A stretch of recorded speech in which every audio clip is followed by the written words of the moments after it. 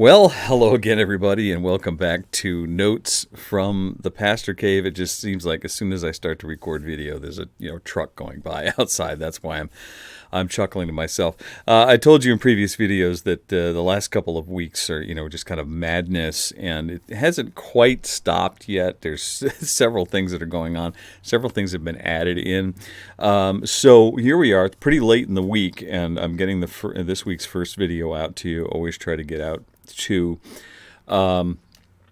desperately need more subscribers. So if you're just seeing this for the first time or the second time and it's something that you like, please subscribe to this channel and hit that little bell so that you can get notifications. And we just really need to grow. Coming up with a couple of plans here, hopefully to help us grow and get a little more exposure. But the biggest thing is just people seeing the videos and subscribing to them. so there's that, as the saying goes. We have been in chapter 25 of the book of Exodus. And last time we started talking about the dwelling place of God, being the human heart. And so God very specifically speaking to Moses about building this thing called the tabernacle and building this thing called the Ark of the Covenant, which will be the center, the spiritual center of the nation of Israel as they travel. So it's a tent, as they, so to speak, as they move through life. And, the transition, we talked a little bit about the transition from that to the idea of the human heart, how God wants to reside at the center of the temple within the human heart, and we kind of went in that direction.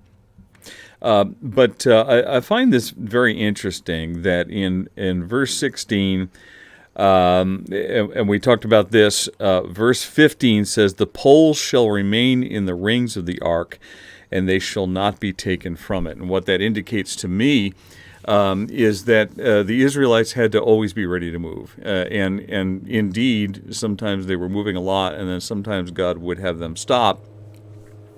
And they would spend a fairly long time in a location.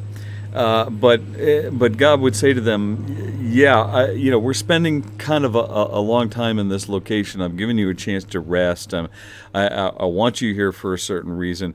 But it's not the ultimate goal. The ultimate goal is the promised land, is Israel, the land that I'm giving you. And so I don't want you to ever feel a sense of permanence on the journey. I want you to understand, even with the ark, even with this place that is going to be the centrality of where we meet, your representative and me, where the two of us meet, I want there to be poles in this ark that are permanently there, so that the ark can be picked up at any moment and moved. There's nothing permanent about the placement of what I'm doing here. And I made that analogy that our lives always kind of have to be ready to move. We have to be ready to grow spiritually at any time that God would call on us to go. We go through phases. We're kind of like trees or plants, where God doesn't have us growing 365 days a year. We have periods of dormancy, periods of rest, but it's all part of God's growth process. We have to be ready to grow at any time. We have to be ready to change at any time, and we have to be physically ready to move at any time, where God would say, hey, you live here and you're ministering, but I don't want you to feel a sense of permanency, and I don't want you to feel a sense of permanency on this earth. I don't want you to grow deep roots into your life here on this earth, because that's not your eventual goal. You're just passing through this earth, And so, keep rings in the ark. Okay. So I don't want to go any further with that because I'm already at minute 5 and I've got quite a bit to say today.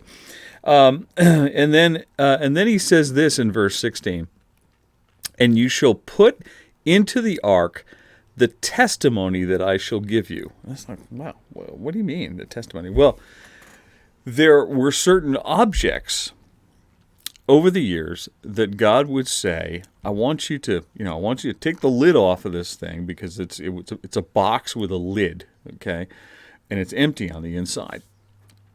I want you to take the lid off this box, and I want you to put certain items in there. And what those certain items were testimonies of the faithfulness of God in the life of the Israelites, and everything that they were going through, everything they were traveling from slavery to promised land, right? From where they were to where God wanted them to be. And along the way, there were going to be testimonies. There were going to be stories of God's faithfulness. So I want you to put these objects inside the ark as reminders of our story, right? This is the connection point between me as God and you as my people. And there's going to be stories with our relationship and the tough spots that you get in. And there's going to be glorious moments because I love you, and I'm going to make sure that you survive this journey from slavery to promise. All right?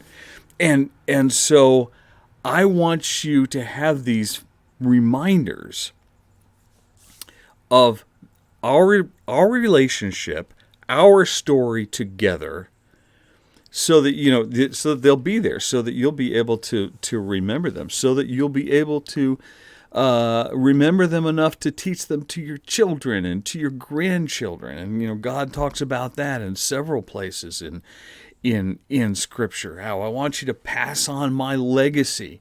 The legacy of it, and it's not just the legacy of God. It's the legacy of God and us. That connection, those times that we've been together. And you'll be able to look back and you'll be able to see how I have carried you and I have carried you through. One of the things that I noticed here is that everything that Satan is and everything that Satan does is the opposite of God. So if God is about righteousness, Satan is about unrighteousness. If God is about perfection, then Satan is about marring that perfection and destroying that perfection. Okay, so one of the things that you notice here is that where is the typology of Satan in all of this? Well, that was Egypt. Okay, so they were in slavery in Egypt. I was in slavery.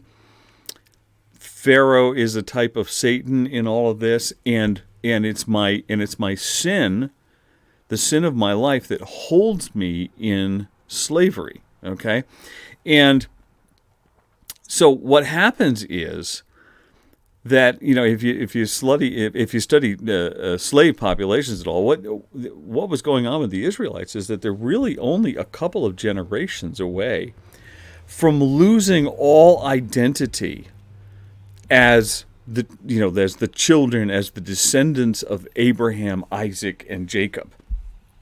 They're at about the 400-year mark, and it's becoming harder and harder. Even though they're working at it, it's becoming harder and harder to be identified as the children of Abraham, Isaac, and Jacob, and not to be identified simply as a bunch of slaves. And so what God does when He releases them from slavery is He's reestablishing that identity of their specialness as children of God. He's saying, we're going to have this ark, we're going to have this box, and it's going to have proof in it of our relationship together, which is going to add to your story as a people, and it's going to reestablish you as my children, as my chosen nation. It's going to those stories are going to remind you that you've been reestablished in all of this. And the opposite would have been to stay in slavery and to lose their identity. Just like if I stay in the personal slavery of sin, I will eventually lose all identity as a special creation of God. God has created me, and He's created me to serve Him and to be connected to Him. But if sin continues on in my life more and more and more, I eventually lose that identity. I forget all about it. Okay, we can see that in the American slavery situation, in which people were taken from their tribe in Africa and they were brought to the United States. And the first generation, I can remember what tribe I came from. But then as the years went on, they became more and more identified as slaves, and they forgot more and more about what region of Africa they came from, or what tribe or group they came from. Those stories began to fade away, and it became harder and harder for them to remember who they really were. This is exactly what sin does to us in our lives. If we stay in slavery, and if we're not set free and pulled out of that slavery, then we will eventually lose our identity, and we will just simply be known as slaves. We're just simply, okay, that guy's he's just a slave to sin, and we forget that God created us for so much more. Okay, so very important, as I've said on several occasions, very important that we create these memories with God. And one of the questions, okay, Jesus, I turn my life over to you. I'm living for you now. Why do I keep having struggles? Why do I keep having troubles? Why do I keep having trials and temptations in my life? Well, it's partly because I need to create memories, right? If there are no crises in the journey between Egypt and the promised land, then there are no opportunities for God to intervene and show His love and His power and His greatness and His support for His people. So God doesn't remove all the problems and the difficulties from our lives, because it is in those problems and difficulties that we will be able to create these memories of stories.